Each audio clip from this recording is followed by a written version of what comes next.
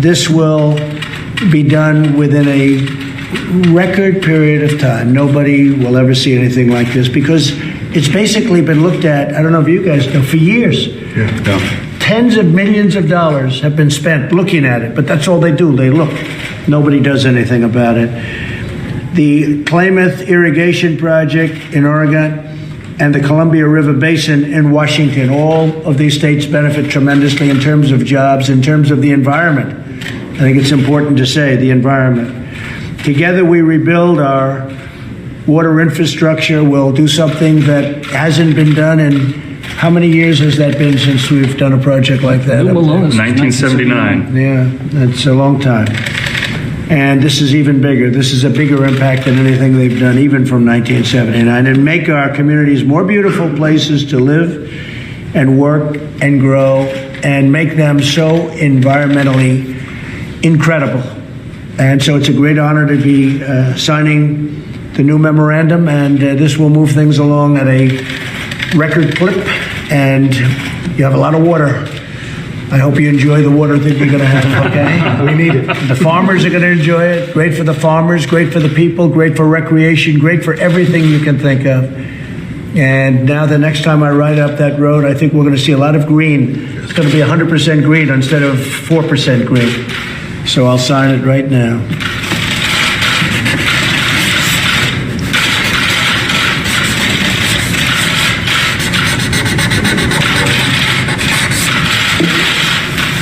Okay. Very important. And who should get this pen? I think so, right? I think Devin. Thank you. Got it, my friend. Thank you very much. So he'll get the one that I actually used, but I'm going to give the other guys one anyway. just don't tell him, okay? Thank you. Thank you. All right.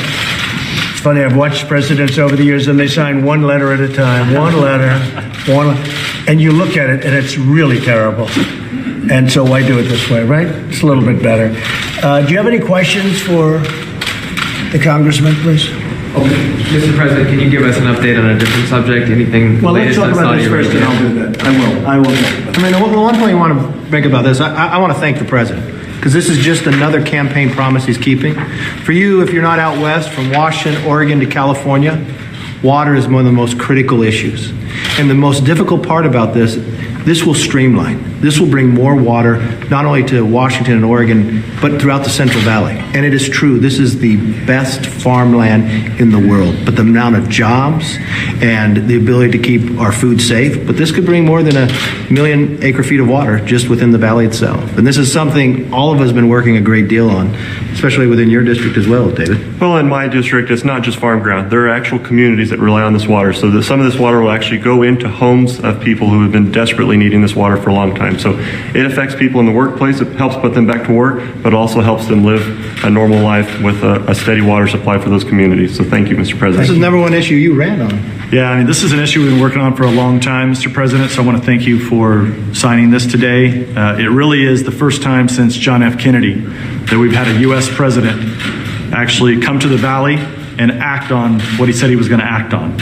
And so that goes back to the 1960s. So, Mr. President, thank you. You came out there not once, but twice. You made a commitment in 2016, and today he's fulfilling the commitment because we have been overlooked for a very long time in the central part of California, which is the breadbasket of the world. So thank you, Mr. President. Thank you. You've been on this issue. Yeah, taking away our water takes away our jobs, takes away the economy, the largest agriculture industry in the country, but it's also our green power, our hydropower. And the state is trying to double our flows right now and push more water out to the ocean that will just cripple our economy and affect our drinking water. And so Lake Don Pedro is also going through FERC licensing to make sure that we actually are building and fixing our dams, as well as making sure that we've got that water for the future. So this is a critical help to to the entire valley. Tom's been the committee chair making a lot of this. Oh, yeah, well, I'll tell you what I learned is chairing the Subcommittee on Water and Power. Droughts are nature's fault. They happen. But water shortages are our fault. That's a choice that we made a generation ago when we began imposing laws that have made the development of our water resources cost prohibitive. This order today and the other actions by this administration and the bills that have been passed out of the House move us back toward an era of abundance as the cornerstone of our water and power policy rather than the scarcity and rationing that 2 generations of bad laws and bad regulations have imposed on one of the most water-rich regions of the country. It's funny, when I met with the farmers, great people, met with a lot of them, and we were in a group at the end, everybody came together, and I said, gee, I feel so badly about the drought that you people are suffering. They said, we don't have a drought, we have so much water. And I said, explain this to me. Then I said, how did this ever happen? That was the one thing they couldn't explain, how a thing like this could happen. So you have tremendous land, and literally I have heard, in terms of the land itself, it's as good as it gets anywhere in the world for farming. But they cut off artificially. I mean, the water used to come down.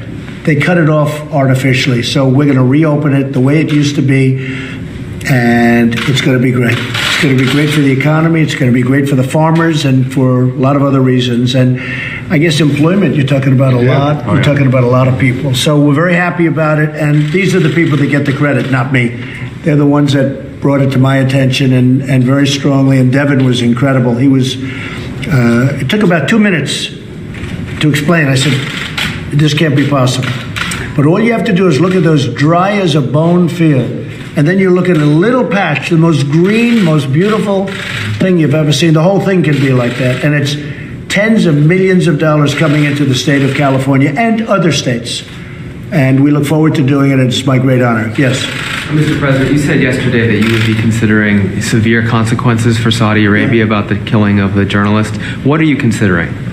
Well, I think it's too early to say. We want to see. We're doing investigations right now. We have a lot of people working on it. We do, and we have other countries working on it, as you know. It's a very serious problem. You people are going to be very much involved in this, too, indirectly and directly. It's something that we don't like. It's very serious stuff. And we're going to get to the bottom of it, and we'll make that determination. I'm going to have very much Congress involved in determining what to do. You remember with Justice Kavanaugh, I said, hey, look, the senators are doing a great job. Senator Grassley, Lindsey, John Cornyn, all of them, every one of them. I said, let them decide what to do in terms of that investigation. And I think I'll have a very similar attitude on this. I think, we have Congress is very much involved. I will, in this case, make certain recommendations. We have $450 billion worth of things ordered from a very rich country, Saudi Arabia. 600,000 jobs, maybe more than that. And it would be very hurtful to this country if we said, oh, we're not going to sell it to you. So there are other things we can do, but I would certainly make that recommendation to Congress. But I will very much listen to what Congress has to say. They feel very strongly about it also. So I'll be doing this with Congress. I do hope that they'll be able to see their way clear to make these products. We're talking about almost every state in the union is affected because it's the largest order ever given. I did this. I went to Saudi Arabia first, and a large part of the reason was they agreed to do this. They agreed to spend $450 billion on buying and investing in the United States. So I hope we can keep that. I hope we don't lose track of that. There are plenty of other things we can do. But we're going to have some answers pretty quickly. But I will have Congress involved, which I think is an important part of your question. Okay? Sanctions, one of the things that you would... Could be. We're going to find out. We're going to find out who knew what, when, and where. And we'll figure it out.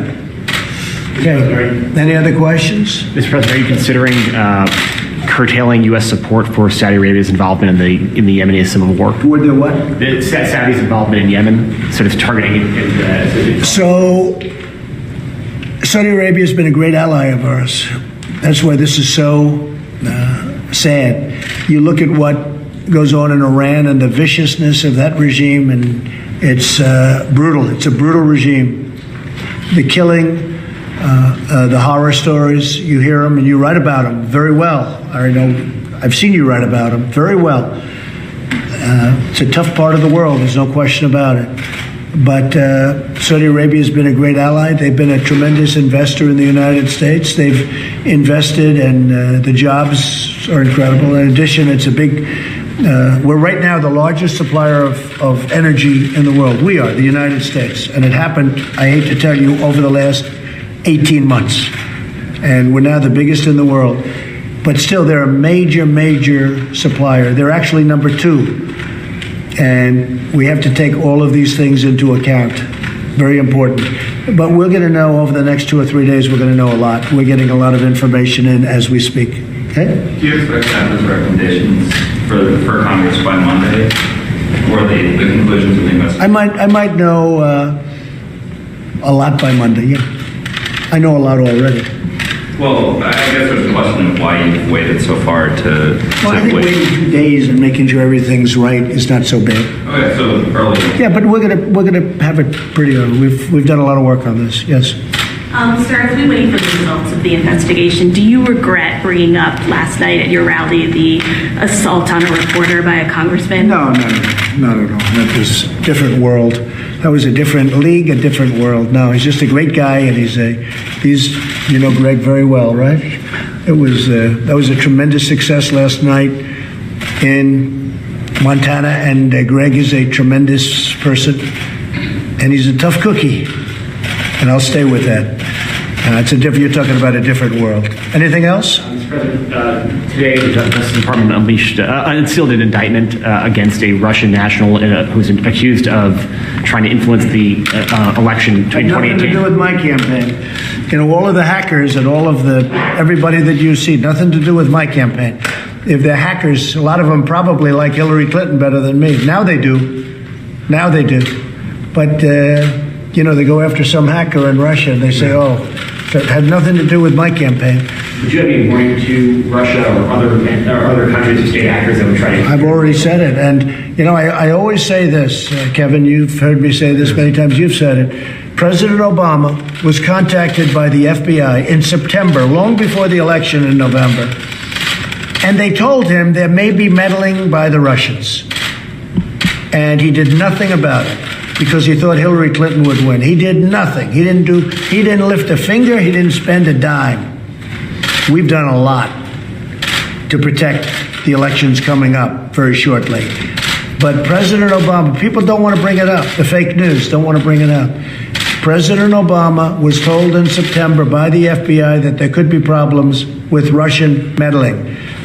Now, the good thing is every single report, as you know, Richard Burr came out, Senator Richard Burr, head of the Senate Intelligence. They said, do you see any collusion? No collusion. I've seen no collusion whatsoever. Very strong. Couldn't be stronger. But the good news is it never affected, whatever did take place, never affected the vote. And everybody agrees to that. Never affected the vote. The candidate affected the vote. The bad candidate. She should have gone to Wisconsin. She should have gone more to North Carolina, Pennsylvania, Michigan, Florida. She should have gone out a little bit more. She had to work a little bit harder. That affected the vote. Okay, how about one more? What specifically are you going to do about this caravan that's headed toward the U.S.? Have you thought about specific actions? So we have the worst laws in the history of the world because we don't have a big enough majority. We have great people standing behind me. We could write up the laws in a half an hour. You'd have the greatest laws that would stop all the problems. Problem is we need support from Democrats because we have small majorities, especially in the Senate. Because in the Senate, we need 9 votes. We're not going to get 9 votes. They're not going to vote. They always vote in a block. They'll do anything to hurt the Republican Party, even if it hurts, and me in particular, by the way, I had to say, but even if it hurts, no matter what, even if it hurts our nation, we could have laws drawn in 1 hour or less. They're already drawn to solve every one of these problems, but we can't get the Democrats. That's why I hope Republicans get out and vote and give us majorities where we can do what we have to do. But we give a lot of money to these countries. If you look El Salvador, if you look at what we give to Honduras and Guatemala, tens of millions of dollars. In one case, $400 million. They do nothing for us. I called them, I said very nicely, you're not going to get any money if you let this happen. And all of a sudden, they're starting to close it up tightly. They're trying. But a lot of people have gathered, and a lot of people are looking at Democrats. Why did they gather? You know, there's a lot of information that is being, hopefully you people are looking, but how come this happened? Because people are saying there's a lot of money being passed around so that this would normally hit just before election. But I happen to think it's a great issue for the Republicans. This is a great Republican issue. With that being said, I called Mexico. We just drew a great new deal with Mexico. We have a very good relationship with Mexico. I said, look, we have lousy laws. I hope you're not going to let these people come through your country and march 1,000 miles up through your country and come through our borders, because our laws are horrendous. And as of this moment, you see better than I do, because I haven't been able to see it. We've been so busy with water for California. But it's being stopped as of this moment by Mexico. So we appreciate very much what Mexico is doing. But as of this moment, you see what's happening. It's being stopped. But your 4,000 people got together, and they got together in a certain way. And a lot of people, I hope you people are going to look at why this happened at this time. But it's okay. We are about law and order and borders and jobs. And they are about allowing crime to enter our country with open borders. Because many of those people, a percentage, a big, fairly big percentage of those people are criminals. And they want to come into our country. And they're criminals. And it's not happening on my watch. It's not going to happen. So as of this moment, I thank Mexico.